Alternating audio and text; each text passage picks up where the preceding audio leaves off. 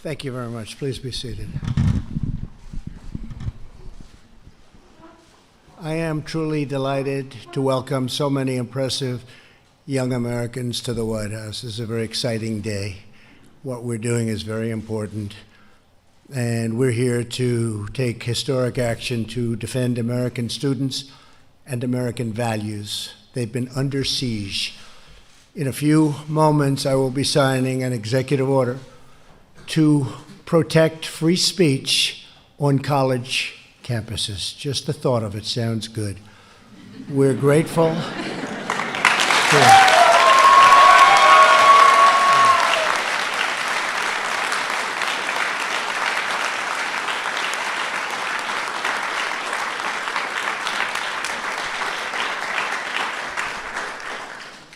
We're very grateful to be joined today by Secretary of Education, Betsy DeVos. Betsy, where are you, Betsy? Hi, Betsy.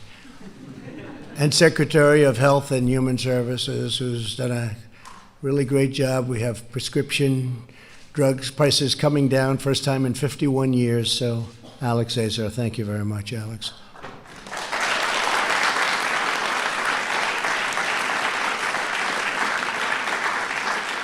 Most importantly, let me thank all of the college students and recent graduates here with me on stage, incredible young people. These courageous Americans have stood up for the forces of political indoctrinations, and they really stood up to it too, like very few people have been able to. Censorship and coercion. You refuse to be silenced by powerful institutions and closed-minded critics, of which there are many. You face down intimidation, pressure, and abuse.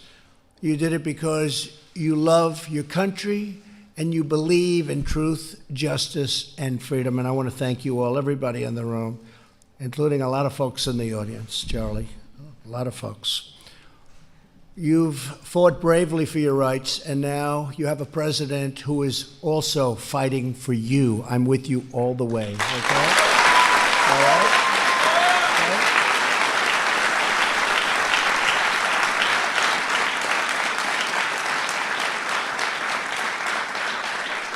In America, the very heart of the university's mission is preparing students for life as citizens in a free society.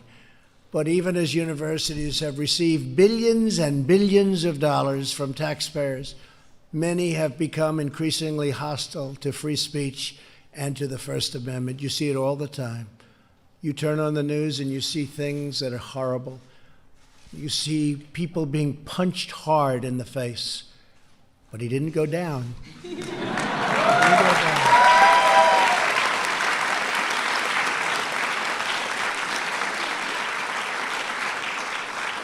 I said, you have a better chin than Muhammad Ali, and he had a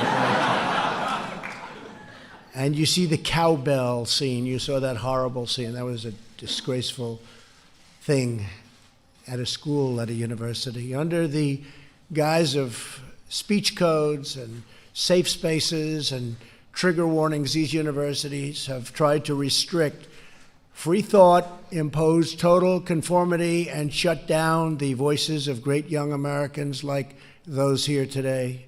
It's great people. All of that changes starting right now. We're dealing with billions and billions and billions of dollars.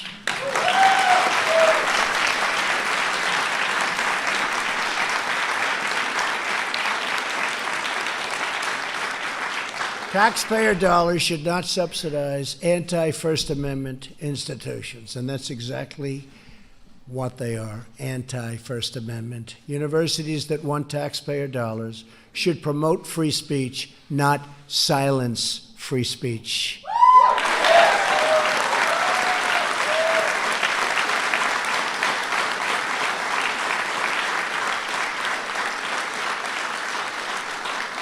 Today's groundbreaking action is the first in a series of steps we will take to defend students' rights. We are proudly joined by several young Americans who can speak directly about ideological intolerance on campus. Here with us is Ellen Whitman, a junior at Miami University in Ohio, a great school. Ellen is the president of Students for Life. In 2017, Ellen planned an annual event to display small wooden crosses representing the lives of the unborn. School officials informed Ellen that she would be required to post signs all over campus providing a trigger warning to other students regarding her display. Ellen, please come up, say a few words, tell us your story, please.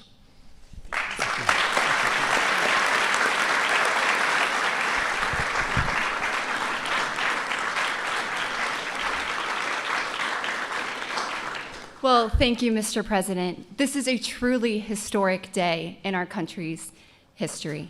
And I am so grateful that we have a president who recognizes that the First Amendment is under attack on our college campuses. My story is so important because I have seen lives saved through my Students for Life efforts on campus.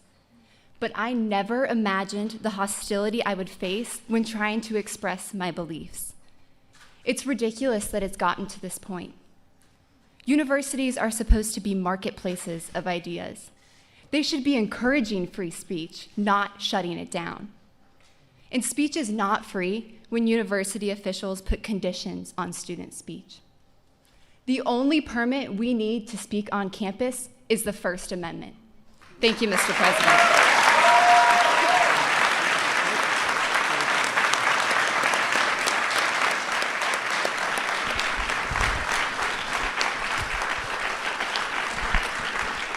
You watch, we will be witnessing today some great future political leaders. There's plenty of them in the room, not just up here, right?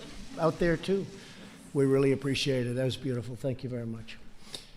We're also joined by Caitlin Mullen, a student at the University of Nebraska in Lincoln, while simply standing at a table to represent a conservative group on campus, Turning Point USA, which does such incredible work. And thank you very much, Charlie.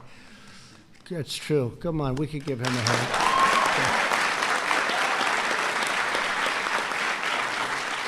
Thank you. Caitlin was approached by staff and a graduate instructor and was berated and cursed at. School officials tried to bully Caitlin into leaving, but she bravely stood her ground. Caitlin, please come up and say a few words. Thank you. Thank you, Mr. President. What happened to me is common on universities today, and students are getting shut down and silenced on campus. So I'm really thankful that President Trump is addressing this issue because as the future of America, it's important that our universities are a place where we could speak freely and have healthy, respectful dialogue on campus. So thank you so much, President Trump, for doing this. No other student should have to go through what I went through on campus. So thank you. Thank you very much.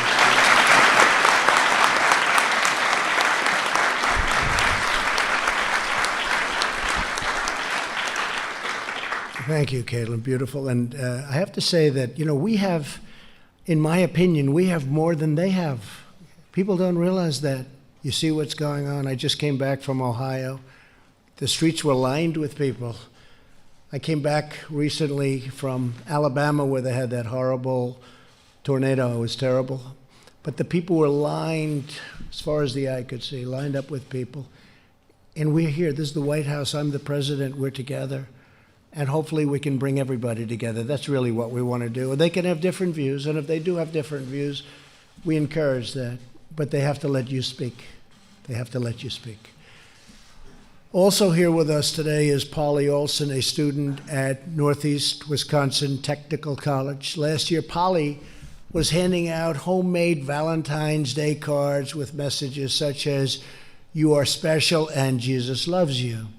College officials stopped her and told her that she would be restricted to so-called free speech zone because some people might find her cards offensive. I don't. I love that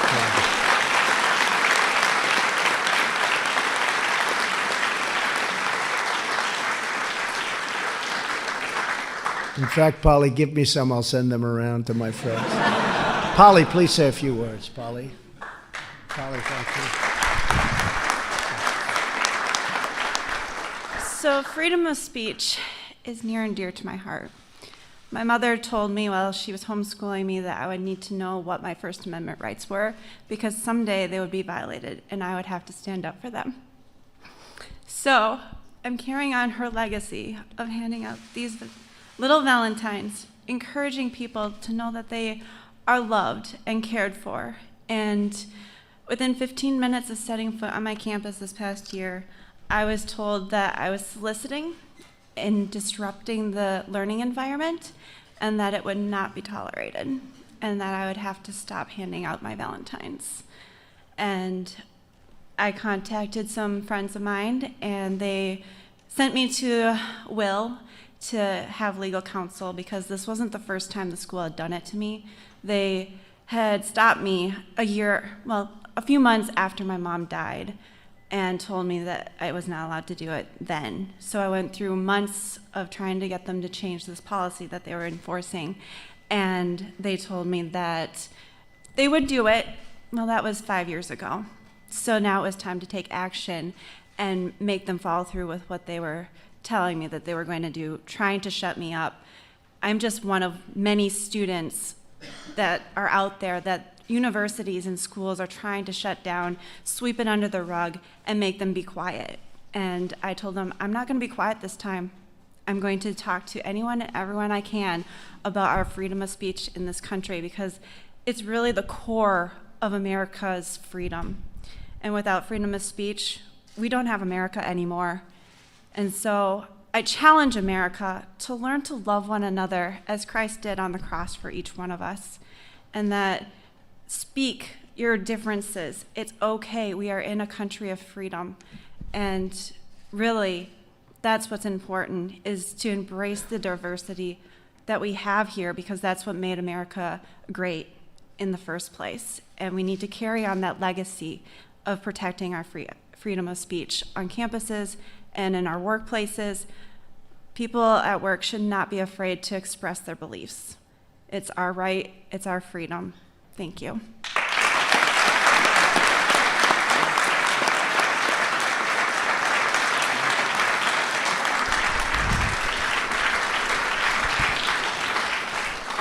So thank you all for your courage. Today we're delivering a clear message to the professors and power structures trying to suppress dissent and keep young Americans, and all Americans, not just young Americans, like Ellen and Caitlin and Polly, from challenging rigid far-left ideology.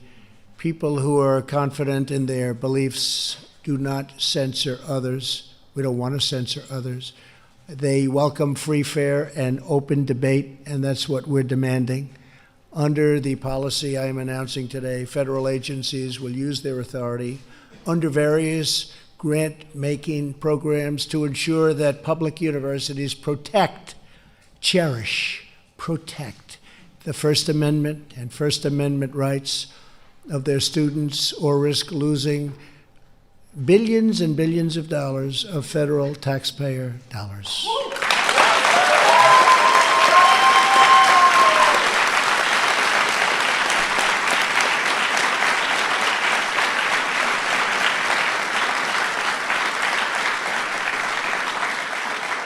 Every year, the federal government provides educational institutions with more than $35 billion in research funding. All of that money is now at stake. That's a lot of money. They are going to not have to like your views a lot, right? We will not stand idly by and allow public institutions to violate their students' constitutional rights. If a college or university doesn't allow you to speak, we will not give them money. It's very simple.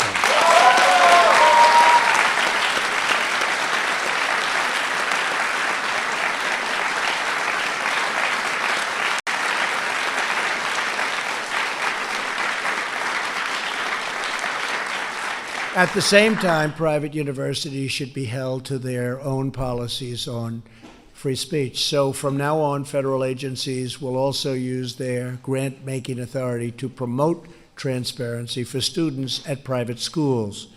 These colleges should not be able to promise free speech in theory and then impose restrictive speech codes in practice, which is what many of them do.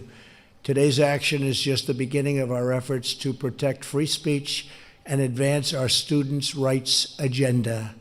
What I've been witnessing over the last long period of time, long before I became president, what I've been witnessing is outrageous. This order will also empower students with vital information about the value of the programs they take on and having to do with debt, student loan debt. I'm going to work to fix it because it's outrageous what's happening. You're not given that fair start. You're too far down. It's not right. And we're going to work very, very hard to get it fixed. But we're going to start with 43 million people in the United States are currently working to pay off student loans. And we'll be talking about that very soon. We're going to work on that very soon. I've always been very good with loans, and I love loans. I love other people's money. We're going to work on it.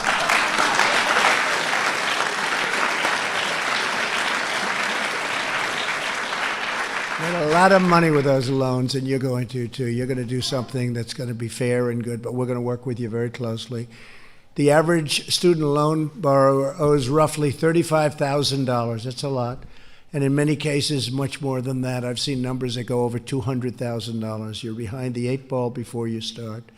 And yet, typically, students who take loans do not have access to critical information about what career outcomes they can expect from their programs, majors, or fields of study. They borrow more money than they can ever expect to pay off or pay back. Many middle-class American families are getting ripped off, while tax-exempt colleges and large institutions, frankly, they take these tremendous endowments. You look at the money that they have, they're making a fortune. For that reason, I'm directing the Department of Education and the Department of the Treasury to publish detailed information on future earnings and loan repayment rates for every major and every program at every single school. It's very important.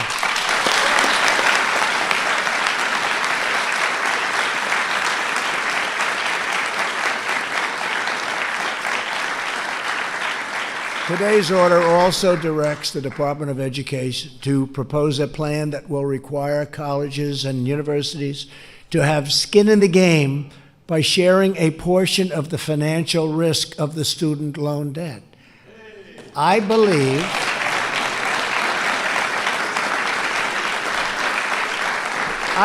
that colleges and universities, their costs have gone up more than anything I can think of. I've watched this. And you watch companies, and they'll keep it the same for years and years, and you watch these colleges and universities and certain institutions where it just goes right through the roof. And the reason, there's no incentive for them to watch costs. You see people at the heads of the institutions being paid a fortune. They don't care because the government loans the student the money. They pay the money to the college, and then the student graduates from college, maybe a very good college, but they graduate, or university, and they're stuck with $200,000 in loans that they won't be able to pay off for a long time.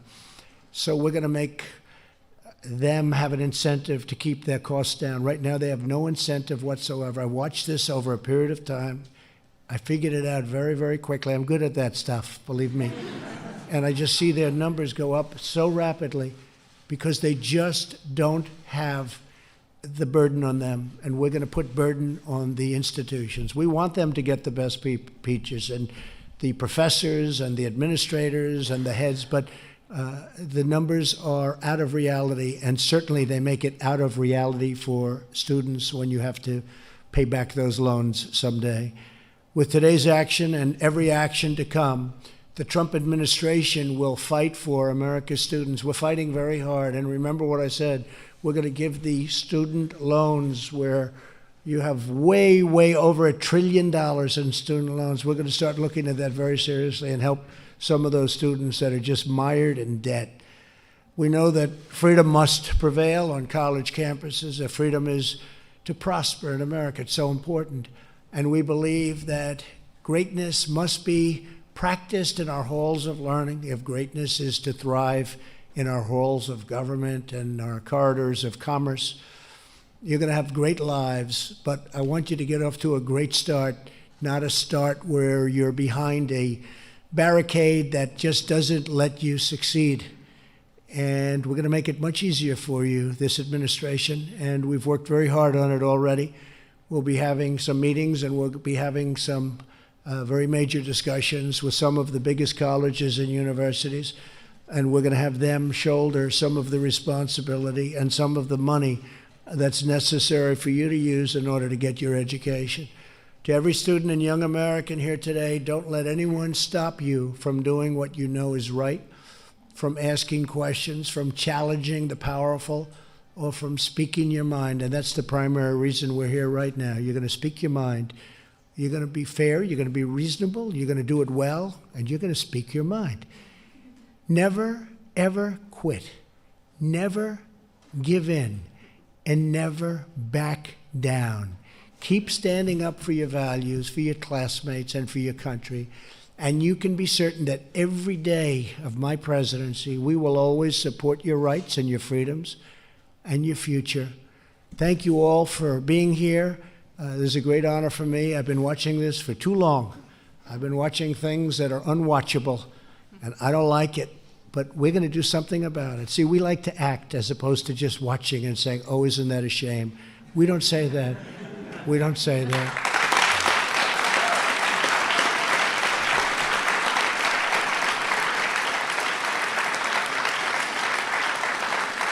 And I want to congratulate everybody for being here. You have just a tremendous future ahead of you, and this will make it a lot easier. And you get that point of view across. And listen to the other point of view. Maybe you can be changed, and maybe not. I doubt it. But maybe. You never know. And you know what? If you can, that's okay. And you'll change them too. You're going to change them too. But ultimately, it brings people together. So congratulations. I'll sign right now. Thank you all for being here.